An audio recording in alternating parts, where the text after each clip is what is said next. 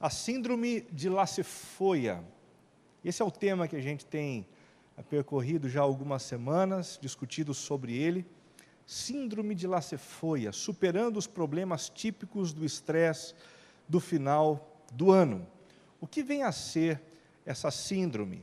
Essa é uma síndrome que foi inventada para definir um problema verdadeiro que afeta a vida das pessoas por conta do acúmulo de estresse. E se tem uma época do ano em que o estresse se avoluma de maneira exponencial, é essa época em que a gente está vivendo, a época do final do ano.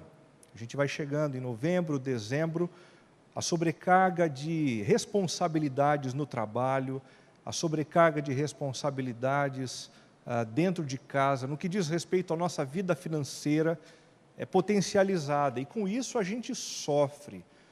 E com isso a gente perde a paciência. E com isso a gente vê escapar no vão dos nossos dedos a tranquilidade, a paz, a alegria, a confiança e tantas outras coisas que são imprescindíveis para a gente viver e viver bem.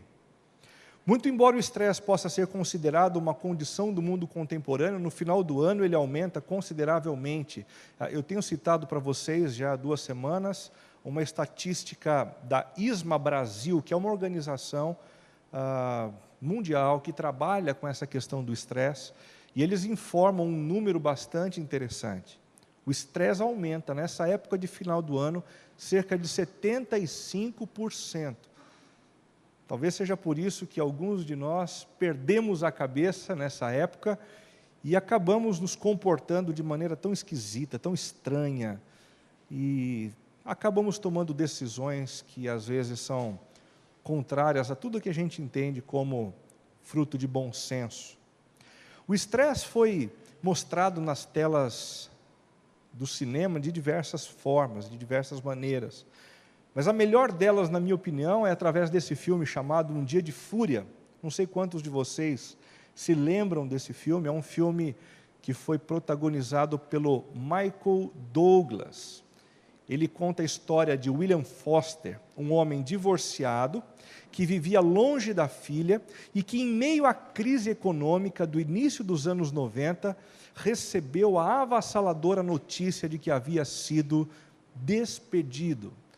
O que aconteceu na vida dele é o que acontece na vida de muitos de nós. Problemas um atrás do outro. Pressão uma atrás da outra. Nada em doses homeopáticas. Tudo com muito volume, com muita intensidade. E ele pirou. Pirou mesmo, perdeu a cabeça. O filme começa com esse sujeito no trânsito.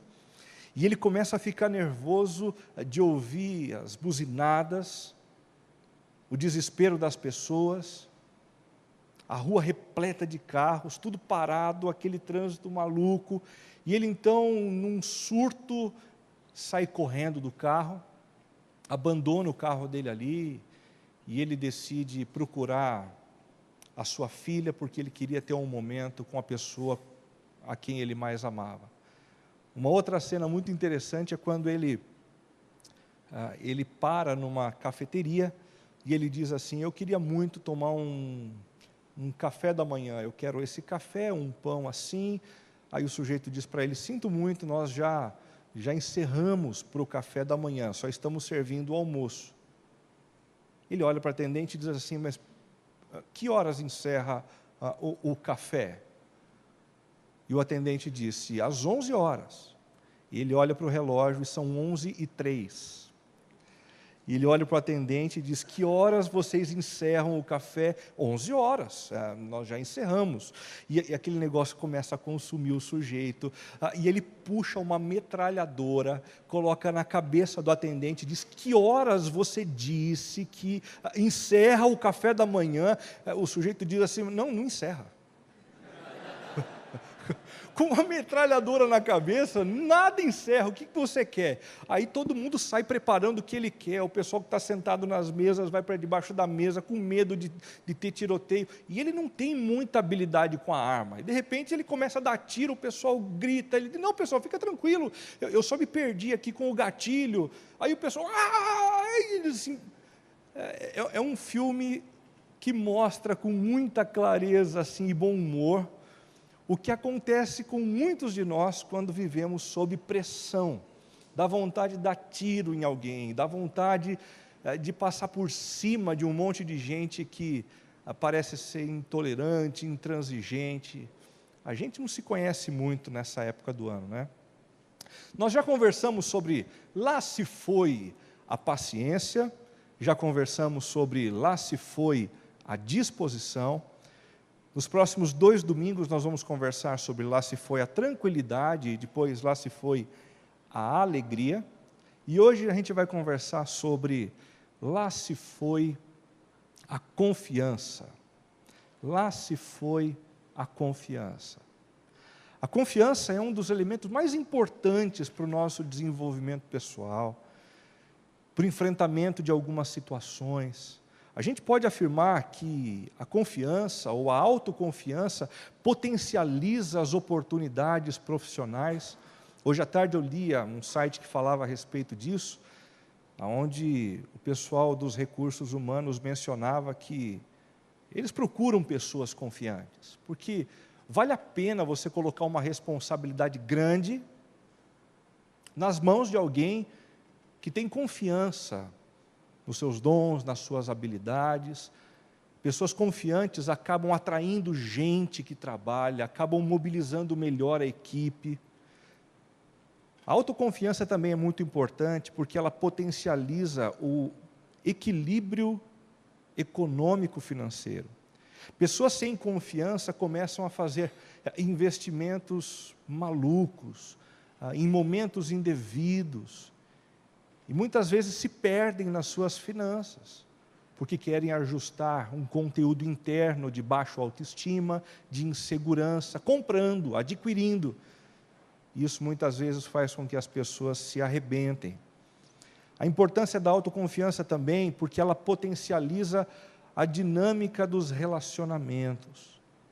Pessoas inseguras e com falta de confiança vivem demandando do amigo, do companheiro, um conteúdo que o amigo e o companheiro não têm para oferecer. E com isso elas tornam o relacionamento algo pesado, cansativo, estressante. E por último eu menciono aqui a importância da confiança na potencialização do poder de sedução na esfera afetiva. Alguns pesquisadores americanos e canadenses fizeram uma pesquisa e descobriram que pessoas confiantes têm um poder de sedução muito grande, e mais do que isso, no meio de um embate de indecisão, acabam sendo fator distintivo na hora da escolha de alguém, por um namorado, por uma namorada. Isso a gente acaba vendo bem na prática mesmo, né? Tem muita gente que acaba não se dando bem em relacionamentos afetivos, porque se sente inseguro, e com isso acaba não atraindo a simpatia das pessoas que estão por perto e assim por diante. Quais são os fatores responsáveis pela diminuição da confiança pessoal nessa época do ano? O final do ano. Em primeiro lugar, a constatação da improdutividade.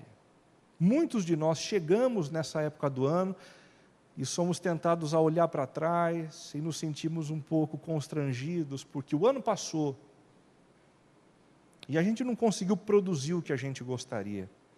A gente não conseguiu realizar, colocar em prática aquilo que nós sonhávamos. Ou então, aquilo que nós produzimos não foi digno de distinção, ou então foi muito inferior àquilo que as pessoas próximas a nós produziram.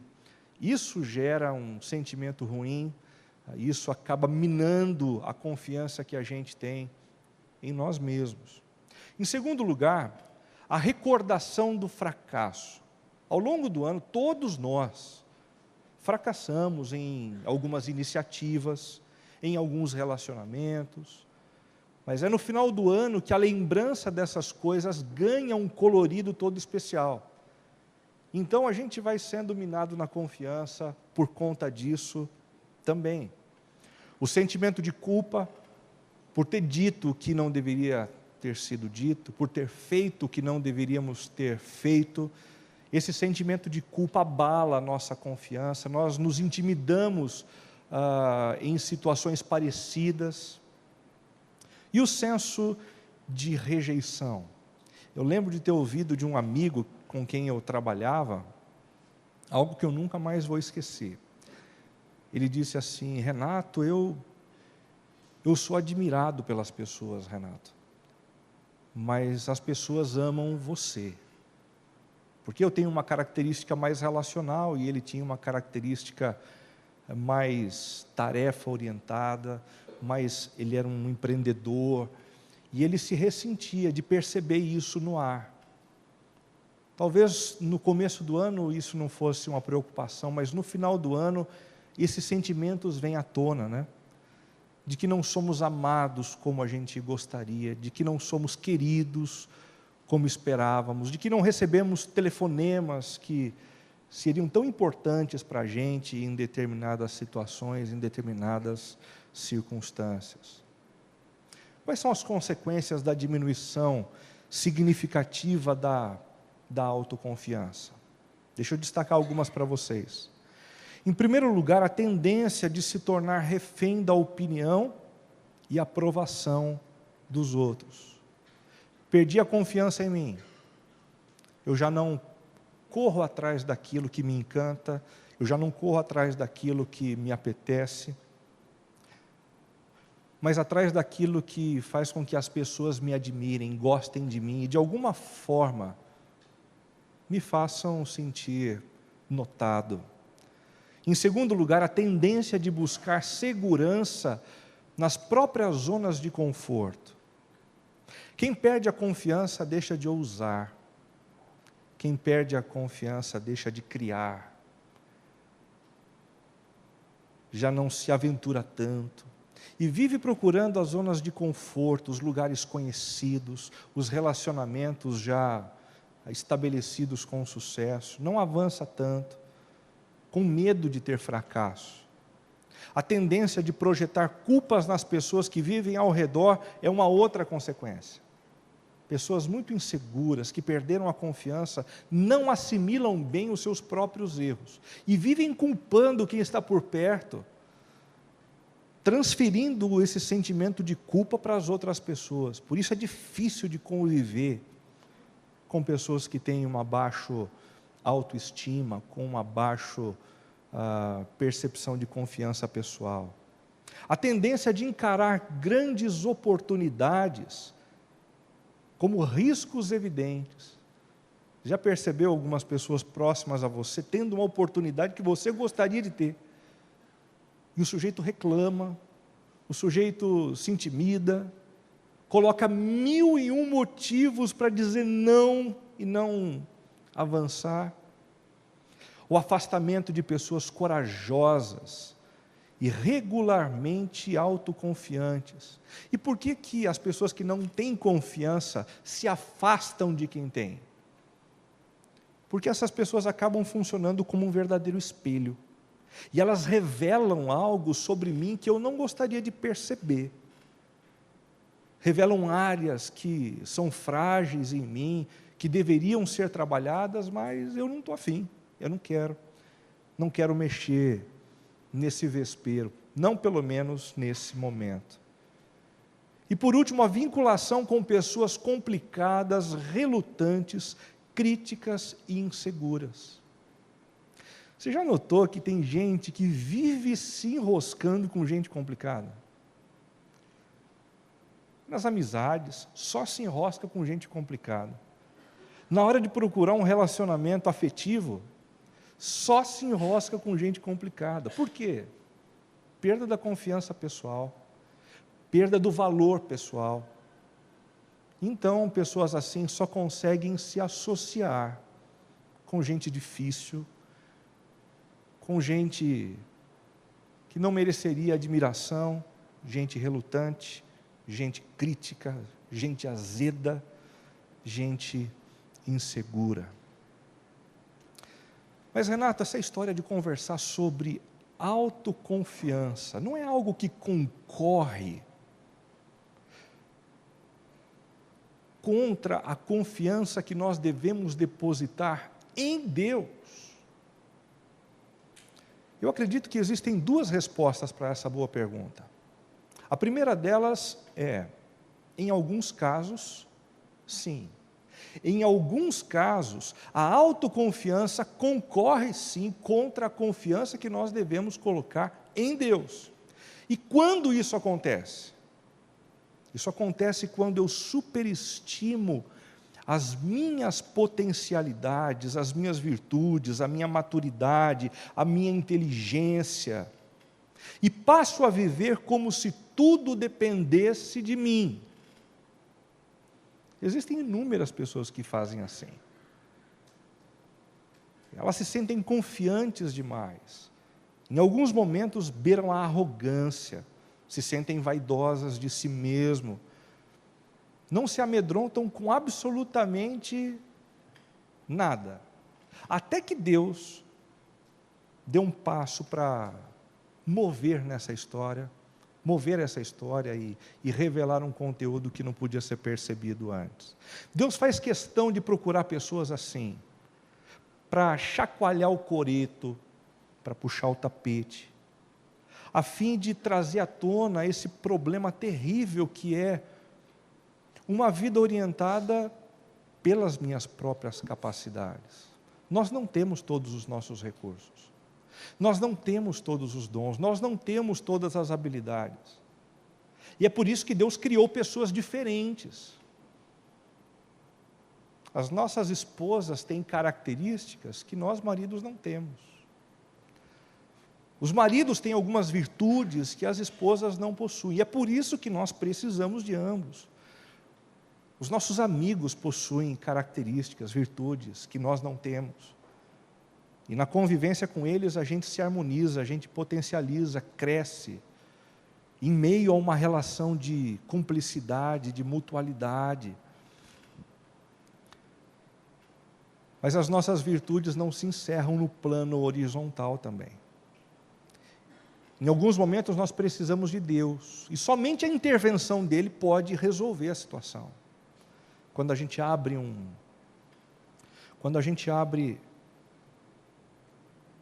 um documento que revela a nossa situação de saúde e o quadro não é bom, imediatamente a gente ganha consciência de que a gente não dá conta de tudo, de que a gente precisa de uma força sobrenatural, de que a gente precisa de uma orientação de Deus, e que se não for o poder de Deus, está tudo acabado.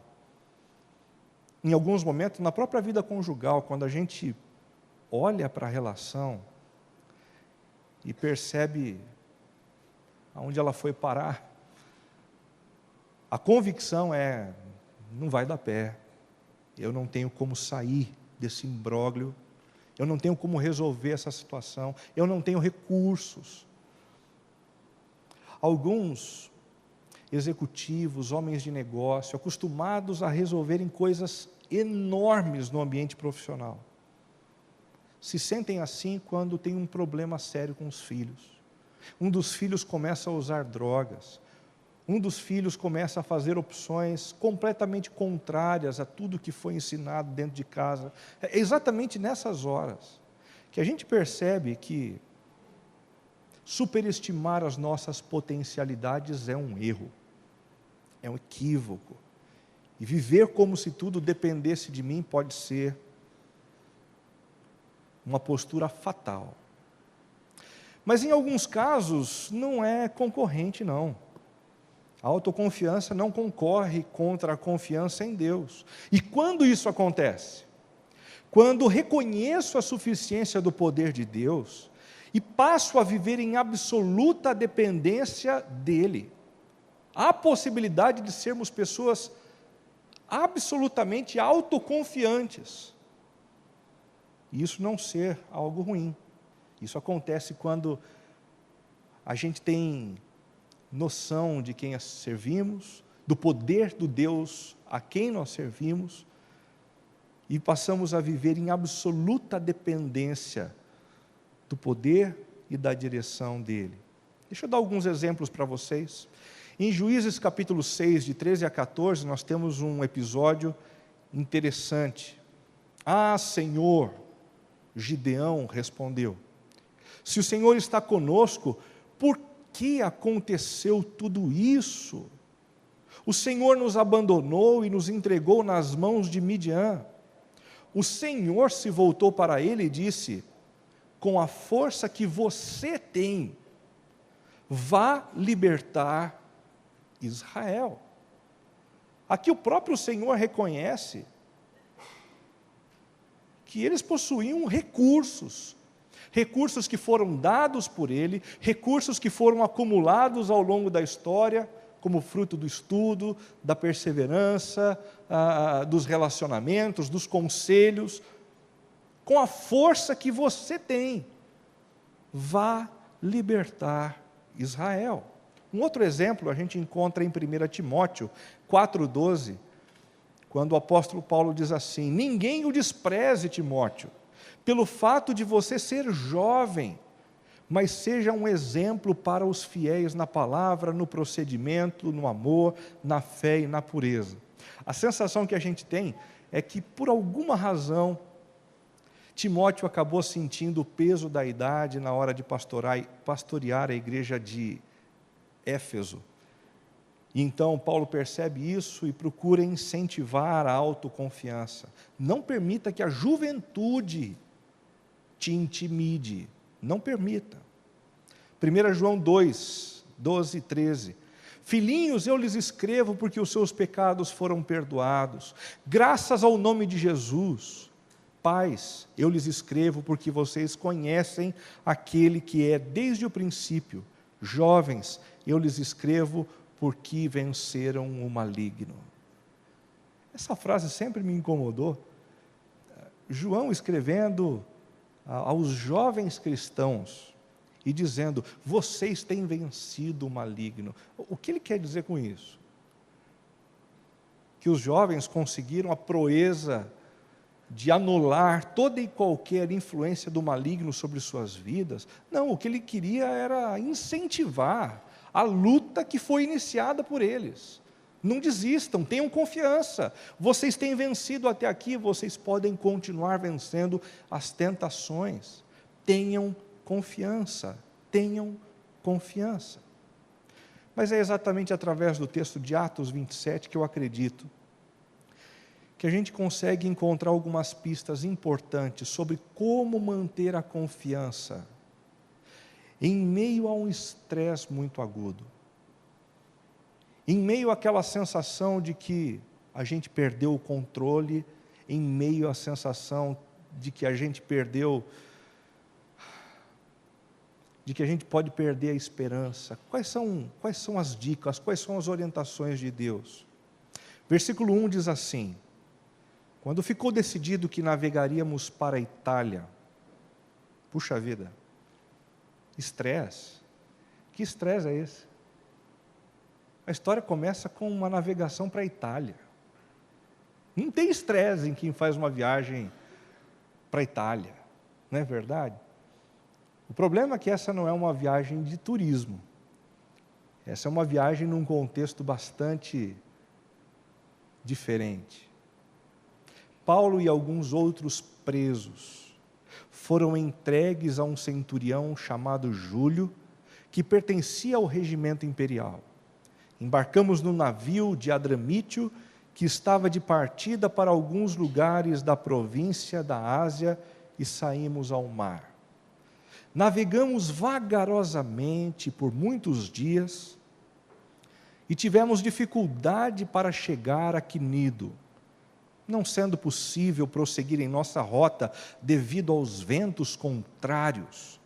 Navegamos ao sul de Creta, de fronte de Salmona.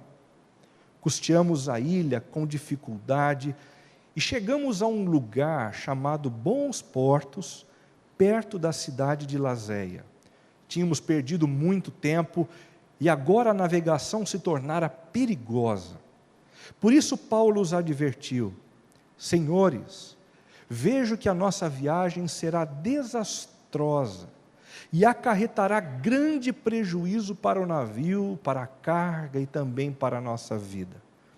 Mas o centurião, em vez de ouvir o que Paulo falava, seguiu o conselho do piloto e do dono do navio. No dia seguinte, sendo violentamente castigados pela tempestade, começaram a lançar fora a carga. E essa é aquela tentativa de tornar a embarcação mais leve, para que ela possa sobreviver em meio à tempestade e o balanço das ondas do mar. Não aparecendo nem sol, nem estrelas, por muitos dias. E continuando a abater-se sobre nós grande tempestade, finalmente perdemos toda a esperança de salvamento. Pouco antes do amanhecer, Paulo insistia que todos se alimentassem, dizendo: hoje faz 14 dias que vocês têm estado em vigília constante, sem nada comer. Agora eu os aconselho a comerem algo, pois só assim poderão sobreviver. Nenhum de vocês perderá um fio de cabelo sequer. Tendo dito isso, tomou o pão e deu graças a Deus diante de todos. Todos se reanimaram e também comeram algo. Estavam a bordo 276 pessoas. Depois de terem comido até ficarem satisfeitos, aliviaram o peso do navio, atirando todo o trigo ao mar. Primeiro jogaram tudo quanto era supérfluo, as roupas, os enfeites, e agora começam a jogar aquilo que no futuro manteria a vida deles, o trigo. Quando amanheceu, não reconheceram a terra, mas viram uma enseada com uma praia, para onde decidiram conduzir o navio, se fosse possível. Cortando as âncoras, deixaram-nas no mar, desatando ao mesmo tempo as cordas que prendiam os lemes. Então, alçando a vela da proa ao vento, dirigiram-se para a praia, mas o navio encalhou num banco de areia onde tocou o fundo. A proa encravou-se e ficou imóvel, e a popa foi quebrada pela violência das ondas. Os soldados resolveram matar os presos para impedir que algum deles fugisse, jogando-se ao mar. Mas o centurião queria poupar a vida de Paulo e os impediu de executar o plano. Então ordenou aos que sabiam nadar que se lançassem primeiro ao mar em direção à terra. Os outros teriam que salvar-se em tábuas ou em pedaços do navio. Dessa forma, todos chegaram a salvo em terra. Como você pode perceber, um episódio com bastante estresse e com bastante tensão. Paulo estava preso. E se você acha a vida de um presidiário uma vida complicada nos dias de hoje, é porque você não imagina como funcionava a vida de um presidiário naquele tempo. Aquela sociedade era praticamente dividida em castas. Os romanos eram cidadãos considerados gente nobre. Quem não era romano, não possuía cidadania, não tinha direitos fundamentais, como, por exemplo, o direito à justiça, o direito a uma boa colocação profissional. Eram gente de segundo escalão. E os presos? Os presos eram, na verdade, uma espécie subhumana, eram tratados como verdadeiros animais. A gente precisa lembrar que nesse período não havia direitos humanos. Essa coisa é recente. Nesse período, os presos viviam como animais, comiam comida de animal. Ele estava sendo transferido para a Itália de navio. E se você já fez uma viagem de navio, você sabe que isso também implica em tensão. Não é só viagem de avião que dá medo, não. Viagem de navio também dá medo. Já fez um cruzeiro? Ainda que seja um cruzeiro pequenininho, esse negócio é assustador. Não vá. Nunca entre num navio. Eu caí numa bobagem dessa há uns anos atrás, e eu entrei para fazer um cruzeirinho, bem, quase um Atlético Mineiro, não era um cruzeiro. 3 dias de viagem, perto do Rio de Janeiro, e numa madrugada a coisa estava balançando, eu falei, deixa eu subir lá para cima para olhar o mar. E quando eu coloquei a mão assim, para dar uma olhadinha no mar e eu percebi a imensidão do oceano e aquela sensação de você ser uma mera pulga em cima de um São Bernardo, sabe? Que absurdo, a sensação de que se você virasse com um navio, não tinha chance. Terrível, que medo. Preso, dentro de uma gaiola, sendo tratado como um verdadeiro animal, enfrentando uma viagem de navio, sob custódia de um centurião chamado Júlio. A gente não sabe muita coisa a respeito desse centurião. O que a gente sabe é que quem trabalhava dentro do regimento imperial só chegava lá por conta de uma coisa: a sua insensibilidade e os seus requintes de crueldade. A gente não precisa saber mais nada do sujeito. Ele era do regimento imperial, um sujeito que não tinha dificuldades de esfaquear alguém, de acabar com a vida de alguém, e não tinha dificuldades, inclusive, de promover a dor se fosse necessário. Um sujeito cruel. Os ventos contrários começaram a alterar a rota prevista. E o texto bíblico contou para a gente agora que, à medida em que os ventos batiam, eles foram levados para uma região que era muito perigosa. Os mares complicados, bravios, a formação rochosa por baixo das águas, tornava tudo mais difícil, tudo mais complicado, até que foram alvo de uma violenta tempestade. Uma violenta tempestade. Um episódio repleto de estresse, de tensão, e que teve uma reação imediata que nós podemos chamar de uma reação natural. Qual foi a reação natural daqueles homens? Depois de terem comido até ficarem satisfeitos, aliviaram o peso do navio, atirando todo o trigo no mar, não aparecendo nem sol nem estrelas por muitos dias, e continuando a abater-se sobre nós grande tempestade, finalmente perdemos toda a esperança de salvamento.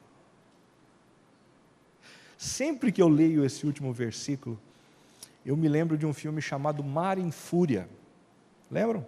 Conta a história de alguns pescadores que foram para o alto mar, e eles decidiram enfrentar uma tempestade para poder trazer um número maior de peixes, para poder oferecer um sustento melhor para a família, e de repente a história começou a ficar complicada, e dias a fio, depois de uma batalha contra a tempestade, um a um foi caindo, exausto,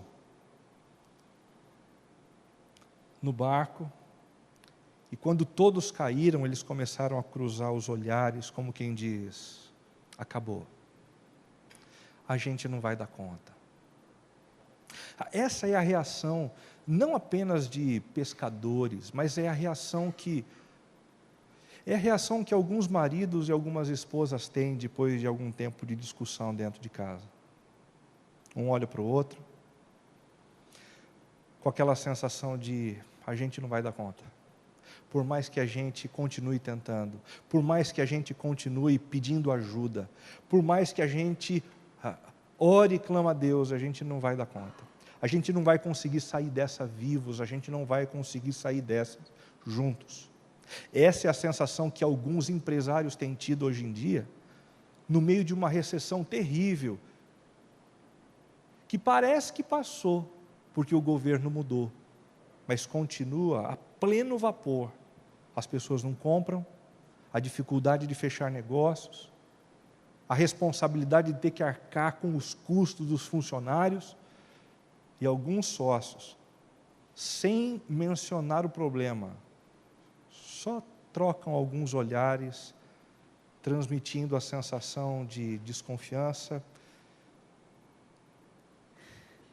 e de desespero. A gente não vai dar conta. A gente não vai conseguir superar muito mais tempo. Essa é a reação natural que muitos de nós temos no final do ano. Mas naquele episódio também houve uma reação sobrenatural. E essa reação sobrenatural foi a reação do próprio apóstolo Paulo, que estava preso e que se portou de maneira muito diferente da postura desesperada dos demais que estavam presentes ali. Pouco antes do amanhecer, Paulo insistia que todos se alimentassem, dizendo: pessoal, faz 14 dias que vocês têm estado em vigília constante e vocês não estão comendo. Eu aconselho vocês a comerem algo, pois só assim vocês poderão sobreviver. Nenhum de vocês perderá um fio de cabelo sequer. Eu acredito que essa é uma reação sobrenatural por duas razões, pelo menos. Em primeiro lugar, porque ele, um prisioneiro, estava demonstrando cuidado, carinho e ternura pelos seus algozes, por gente que fazia questão de mantê-lo preso e em circunstâncias desumanas. Como é que isso é possível? Como é que alguém dá conta de reagir dessa forma? E, em segundo lugar, porque ele é capaz de manter a esperança quando todos já desistiram, quando todos não acreditam mais na possibilidade de uma reviravolta. Como manter a confiança em meio a situações adversas e repletas de estresse? 3 dicas muito simples que esse texto nos traz. Em primeiro lugar, rejeitando as expectativas triunfalistas. É isso mesmo, essa coisa da gente manter uma expectativa irreal, mais sabota a nossa confiança do que ajuda. Percebam, no versículo 10, senhores, vejo que a nossa viagem será desastrosa e acarretará grande prejuízo para o navio, para a carga e também para a nossa vida. O fato do apóstolo Paulo manter a sua esperança e a sua confiança em Deus, não era um fruto de uma expectativa infundada, triunfalista, ilusória. Não, ele está bem consciente do tamanho do problema. Ele não está tentando se iludir, ele não está tentando minimizar o calor daquilo que ele está enfrentando. Existem muitas pessoas que acabam alimentando expectativas triunfalistas que são danosas à confiança. Deixa eu dar 3 exemplos. A teologia da prosperidade é uma dessas expectativas. Se eu estou com Deus, eu não tenho problemas. Se eu busco o Senhor e faço a vontade dEle, estou no centro da vontade dEle, nada de ruim vai acontecer comigo. Esse é o tipo de postura, de teologia, que tem arrebentado a vida de muita gente no meio dessa crise que a gente está enfrentando. O próprio Jesus se aproximou dos seus discípulos e disse: no mundo vocês terão aflições, não alimentem uma expectativa ilusória, triunfalista, encarem os fatos. Nós estamos vivendo problemas assim, porque nós já não vivemos no mundo tal qual idealizado por Deus. O mundo criado por Deus, lá no início da história, foi um mundo perfeito, harmonioso, mas depois que os nossos pais se rebelaram contra Deus, todo o universo entrou numa espécie de colapso. Os relacionamentos humanos já não são harmoniosos. Os relacionamentos com as instituições, com a natureza, não são mais harmoniosos.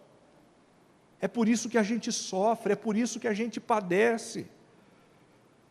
Uma visão como a da teologia da prosperidade pode minar ainda mais a nossa confiança em nós mesmos e no próprio Deus.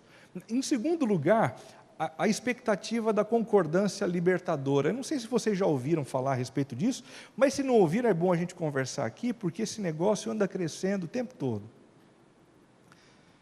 Com base em Mateus capítulo 18, que diz o seguinte: quando 2 concordarem na terra, eu dos céus ouvirei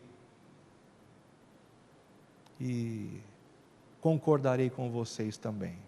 É um texto que existe em Mateus capítulo 18 e que tem sido usado por muita gente para resolver qualquer tipo de problema.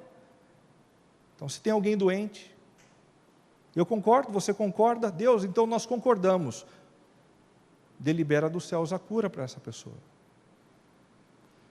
Senhor, nós estamos passando por um problema econômico, então, olha, eu e o Marcelo concordamos. A libertação dos problemas financeiros da empresa, o Senhor delibera aí do céu. Esse tipo de teologia é baseado num erro de interpretação das Escrituras. O contexto de Mateus capítulo 18 é um contexto de conflito interpessoal, de duas pessoas que brigaram e não querem olhar na cara mais um do outro. E o que o texto está querendo dizer é o seguinte: se esses dois que não tinham harmonia, agora passam a concordar no perdão mútuo, o Senhor concorda com isso também. Não há como dois liberando perdão um ao outro, antes do próprio Deus desejar fazer isso também com os pecados deles que foram cometidos e que afetaram o coração do Senhor. Em terceiro lugar, confissão positiva. Confissão positiva é aquela ideia de que se eu me concentrar, eu vou conseguir extrair de dentro de mim os recursos para alterar as situações adversas que eu venho enfrentando. E tudo que eu desejar, eu consigo. Então tenta voar. Tenta.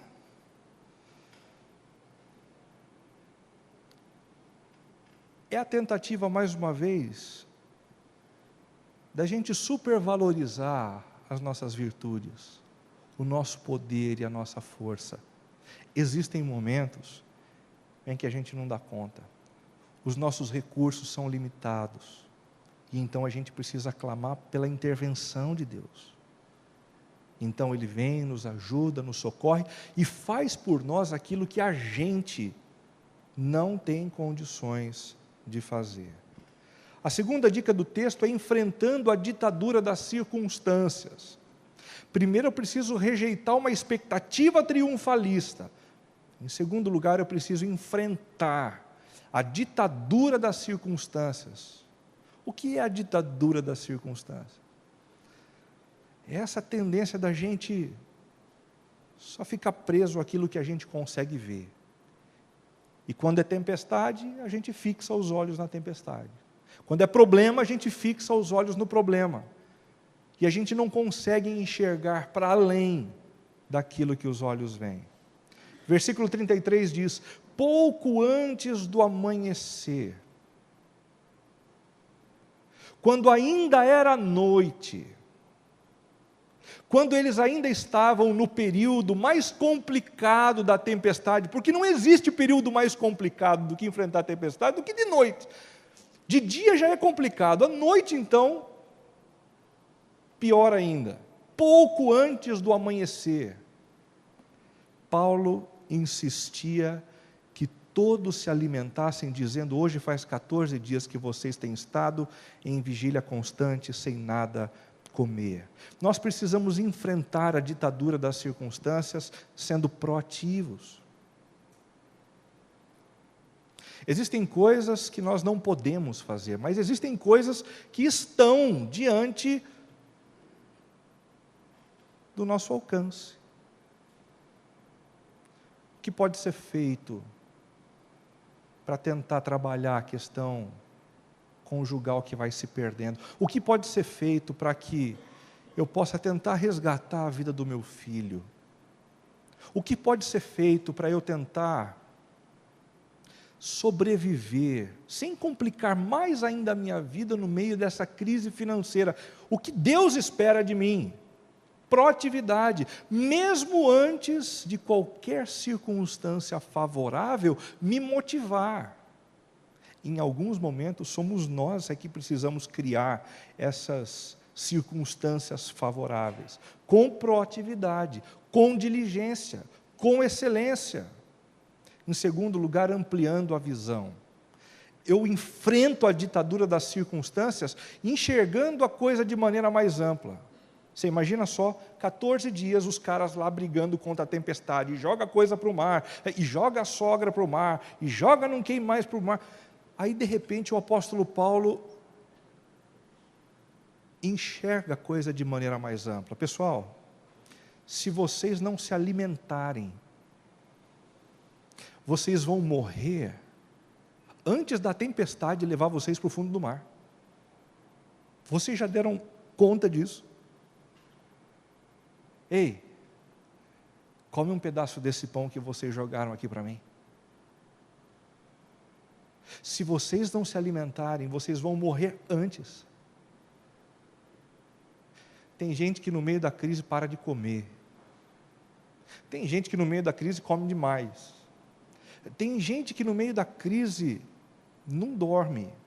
Tem gente que no meio da crise só dorme. Nós precisamos ampliar a nossa visão e administrar um cuidado sobre a nossa vida e sobre a vida daqueles que nos cercam mais abrangentes. Do contrário, a gente vai morrer antes da morte que as crises promoveriam sobre a nossa vida de maneira direta. E também cuidando de nós mesmos. Nós precisamos cuidar de nós mesmos. O apóstolo Paulo, quando escreve para Timóteo, dá várias dicas. Uma delas é essa: cuida de você mesmo. Cuida de você mesmo. Talvez alguns de nós estejamos perdendo a confiança porque a gente parou de cuidar da gente. A gente cuida tanto da empresa, a gente cuida tanto dos filhos, a gente cuida tanto da esposa, a gente cuida tanto das metas do trabalho, a gente cuida tanto de todo mundo, de todas as coisas, que a gente acabou se esquecendo de cuidar de uma peça importantíssima nessa engrenagem. A gente. Cuida de você. Cuida de você, da sua vida, da sua saúde emocional, da sua saúde física, dos seus relacionamentos. Terceira dica: como manter a confiança em meio a situações adversas e repletas de estresse? Renovando o espírito de gratidão a Deus. Tendo dito isso, tomou o pão e deu graças a Deus diante de todos. A tempestade não tinha parado. A força dos ventos continuava deixando todo mundo perplexo e com a sensação de morte. E o apóstolo Paulo pega um pedaço de pão, dá graças a Deus no meio da tempestade, diante de todos. E esse passo alimenta a confiança. Por que é que o espírito de gratidão é tão importante? O que é que ele aguça na nossa vida? Em primeiro lugar, ele aguça o senso de que Deus se preocupa com a gente. Deixe de agradecer regularmente as mais variadas bênçãos, e você vai perder aquele senso importante de que Deus está cuidando de você. Mas agradeça, antes de sair de casa, pelo dom da vida, pela família que você tem, pela oportunidade de ter um emprego, pelo pão que foi posto sobre a mesa.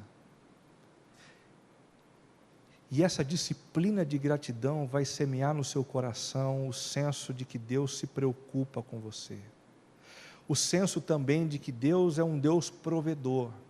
No meio da tempestade não tinha uma porção de coisas, mas ainda tinha pão. Eu sei que se a gente parasse para conversar um pouquinho, você seria capaz de citar para mim inúmeras coisas que você não tem, ou inúmeras coisas que você perdeu, mas o que ainda resta? O que ainda tem? O que ainda sustenta? Ainda existem motivos para nos fazer lembrar de que Deus é um Deus de providência. Deus proverá. E se há hoje, Deus proverá no futuro. E por último, o senso de soberania de Deus. quando a gente percebe a presença daquele pão, daquele homem no meio daquela situação turbulenta, a gente percebe o próprio Senhor governando aquela cena, apesar das circunstâncias aparentemente contrárias. Nunca falta pão. Nunca falta pão. Principalmente esse pão que desceu dos céus. Pois o pão de Deus é aquele que desceu do céu e dá vida ao mundo.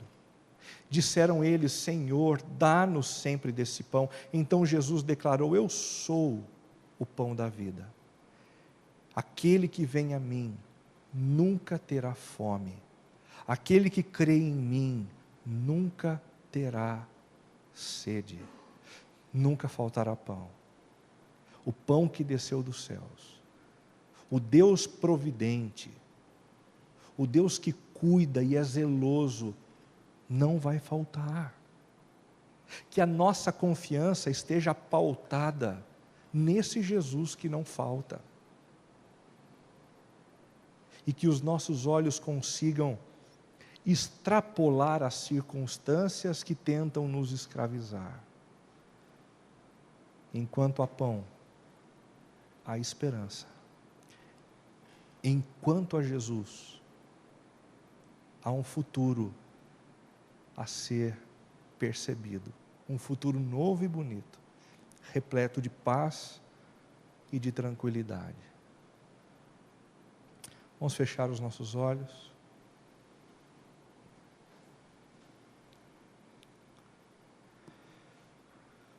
Pai, o final do ano está chegando e alguns de nós estamos nos sentindo bastante agoniados. Alguns têm perdido a paciência, outros têm perdido a disposição, outros têm perdido até mesmo a confiança.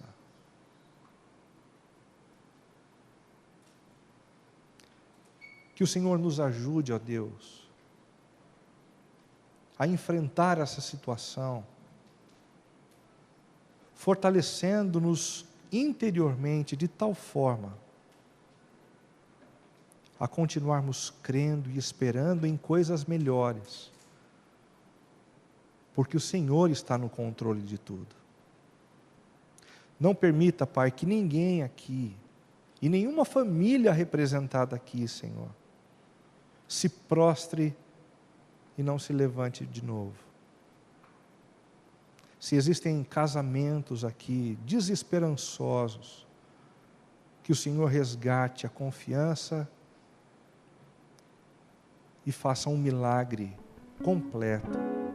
Se existem pessoas com problemas financeiros e que têm sido lançadas ao desespero por conta disso,